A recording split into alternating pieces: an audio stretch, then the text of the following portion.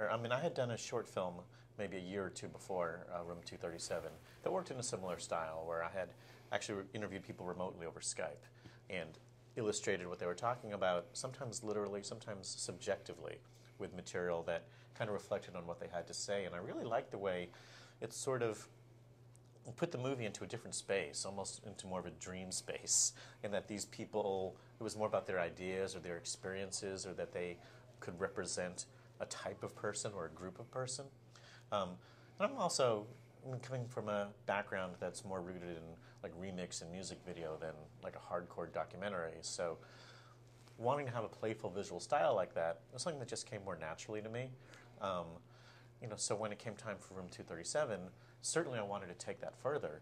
There was the question of well, maybe that would be too much, for a feature-length project. So we maybe kept a back door open to the possibility of maybe we'll, shoot some B-roll or restage an important part of what they had to say, or, even do something as horrible as put them in front of a green screen and try to superimpose them into the hotel. But again and again, like throughout the process, everything that we would do to make the project more severe, enigmatic and baffling, the better it seemed to work.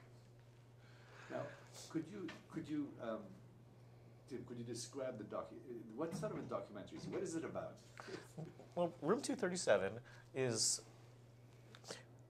it's a machine intended to allow the audience to experience The Shining through the eyes of 5 radically different people who all have these really strong, compelling, symbolic analyses of the movie to try to get into their heads, watch The Shining the way they watch The Shining, let all these different ideas kind of fight it out in your own brain, and then see what other metaphors it might make about understanding the world around you.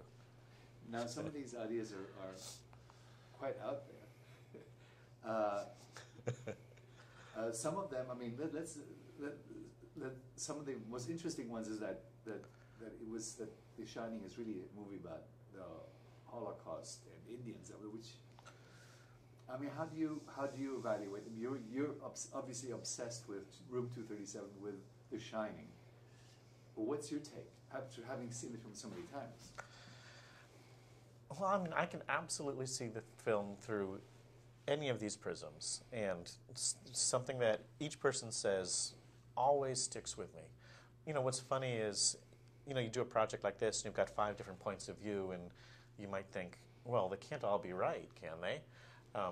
And then it all starts to fall apart in your hands, because you might say, well, what do you mean by right? Is the only yardstick going to be things that Stanley Kubrick put into place in the movie for this reason and for this reason only?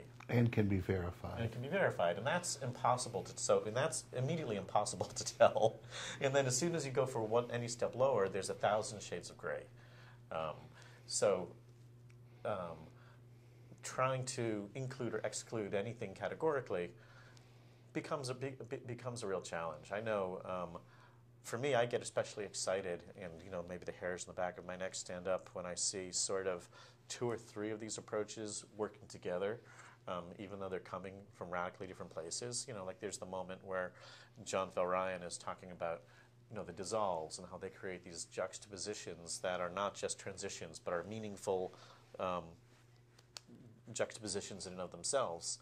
And then like you look at the one near the end where that Hitler mustache appears on Jack Nicholson's face, which seems to have a lot to say with what Professor Jeffrey Cox talks about in the World War II symbols within the film. So Jeffrey Cox wasn't especially interested in these dissolves, but by looking at the movie through John Fell Ryan's eyes, you can start to be more and more compelled by Jeffrey Cox's thoughts. Well, one of the ones I like most is that the whole Apollo landing took place in a soundstage, and Kubrick faked it. That footage of the very famous footage of John Armstrong jumping about was really in the soundstage. Right. And in that theory, Jay Weidner is the author of that. The Shining is then his coded confession to having faked the Apollo moon landing. Though the moon landing was real, right? It's just he wants to be very particular about. Yeah, Jay makes it very clear that he believes that we did go to the moon, but the footage we see is not of the actual landing, and that Kubrick created that, and that for reasons of guilt or whatever, he felt compelled to tell the world, but he would need to tell it in sort of an oblique and coded way, and so The Shining is then that confession. And if you're interested in that take of it, Jay Weidner's actually got 2 DVDs about his Kubrick studies. And there's a third coming. And there's a third coming, so you can go much deeper down down that path if you find it your liking. What is it about Kubrick's work, or about the man, that it has elicited such interesting responses?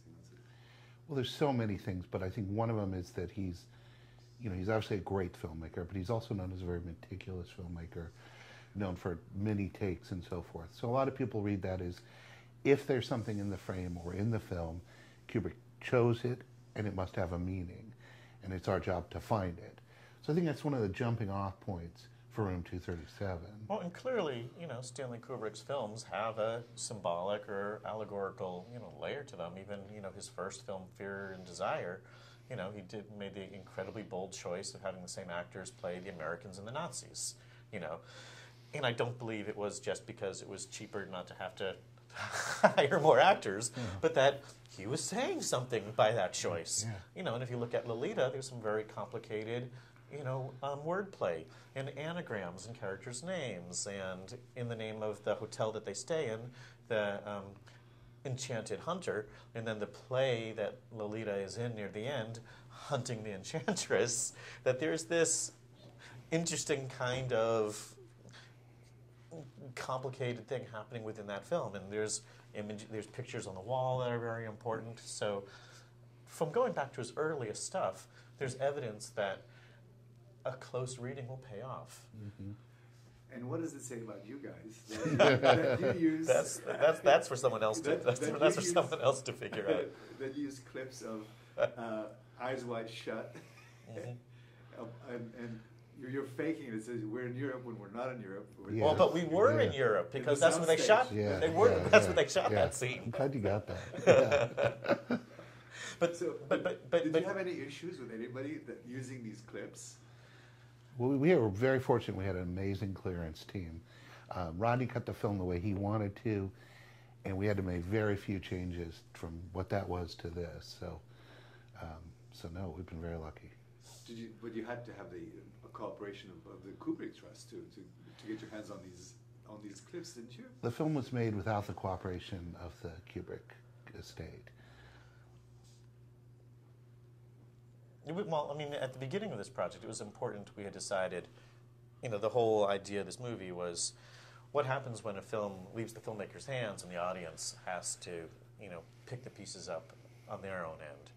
So we never wanted to do a behind-the-scenes thing or talk to people involved in the film, only people from the audience who have made it their mission to figure things out. As much as Tim and Rodney would love to talk to them and hear stories about The Shining or what they think about these theories, we didn't feel it belonged in the film, and we also didn't think it involved in our thought process. We were making the film. If we talked to Vivian, Kubrick, or anyone involved, the cinematographer or the writer. Well, they were all mythical creatures at the beginning when we started this project out. So the idea of talking to them seemed outrageous. Yes, summoning them.